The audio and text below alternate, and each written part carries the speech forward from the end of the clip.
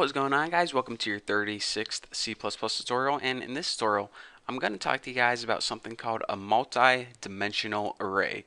Now, a multi-dimensional array is basically an array inside another array. So yeah, think about that for a little bit and get freaked out. You might be thinking, whoa, this reminds me of Inception, a dream within a dream. What's going on? And you guys are thinking, oh man, this tutorial is going to be super confusing. I barely even understand arrays, and now you're going to say an array inside an array? Alright, well, here is an easier way to think about it. If you ever, use Microsoft Excel or maybe use MySQL, think of it as a database or a table. A multi-dimensional array is basically made up of rows and columns. So this is the easiest way where you can think of it, and it's basically whenever someone has information and they want to organize it in rows and columns, they use a multi-dimensional array. So let's go ahead and create one right now, and I'll show you guys the syntax for it. Go ahead and pretend you're creating a basic array. I'm going to name mine Sally, and instead of a 1 square bracket, it actually takes 2 square brackets. In the first square bracket, you write how many rows do you want to have in your array. Let's keep it simple and say we want to have an array with 2 rows. And for the second one, it's basically columns. How many columns do you want to have in your array? So let's go ahead and add 3 columns. So now we have a row, now we have basically a table that's 2 rows by 3 columns, aka there are 6 elements in this array. So in order to create an array inside an array, it's basically exactly like you would think. Go ahead and make your array, and just to tell you guys this, code blocks gets freaked out whenever you try to put squirrely brackets inside other squirrely brackets, so that's why it might be messing up when you try typing it.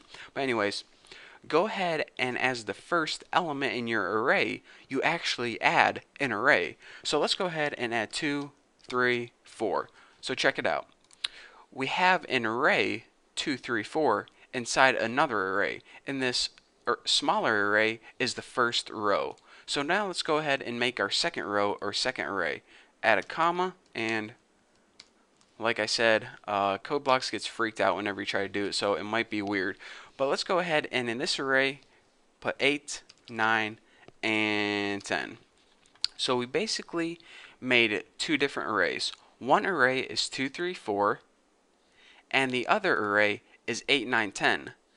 So we said, alright, we're creating a multi-dimensional array consisting of 2 different arrays. Each array is a row, and each value is going to be a column. And remember to separate your arrays with a comma. So basically, this is an array made up of 2 smaller arrays. So let me go ahead and draw this for you guys visually. Like I said, there are 2 different rows. One is 2, 3, and 4, and the other one is 8, 9, and 10. So visually, this is what our array looks like. This is all one array that's basically made up of this array, 2, 3, and 4, and this array, 8, 9, and 10. 2, 3, and 4 is on top, 8, 9, and 10 is on bottom, 2 rows, 3 columns. Pretty simple, huh? So anyways, the basics of this is anytime you want to create a multi-dimensional array, go ahead and list number of rows, number of columns, and for the number of rows, that's how many arrays you create, and for the number of columns, that's how many values you add to each array. And then you end up with something like this. So if you're saying, alright, now how do I reference, how do I get to each element in that array? Well, let's go ahead and just print it out on the screen. Of course, print out Sally, and whenever you reference it, it just takes the 2 brackets. The first index you need is what row is it in, and remember, the first row starts with 0, so anytime we want to access the element in this first row, we need to go ahead and put 0. Now remember, 2 is going to be 0, 3 is going to be 1, and 4 is going to be 2. So if you write 0, 2, it's going to look at the 0 with row, which is the first run, and the second element, which is actually 0, 1, 2. So it's going to go 0, 2, and that's going to give us our 4. It's basically just like coordinates. I don't know why I didn't say that before, it didn't cross my mind, but basically multi-dimensional arrays are exactly like coordinates. You rest the coordinate here, start with 0, and the coordinate here. So if you want to reference 9, that would be 0, 1, So go ahead and type 1 for that. And 0, 1 right there. So that, let's go ahead and print that out. And I got my 9. So basically, a multi-dimensional array, just like Inception, is an array or more than one array inside a bigger array. It's pretty much an array made up of arrays instead of values. And what it does is it gives you the idea that you can create a table basically made up of rows and columns.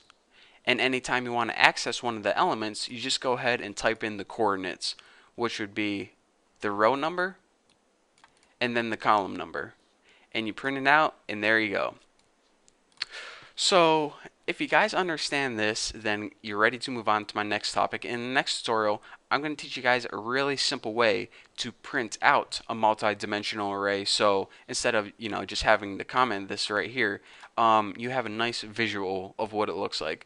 So if you guys don't understand it, then go ahead and just go to my forum and ask me a question, and I'll explain it better there. But if you do, or maybe if you got any good Inception jokes, then leave them in the comments below. But for now, thank you guys for watching. Don't forget to subscribe, and I will see you in the next tutorial.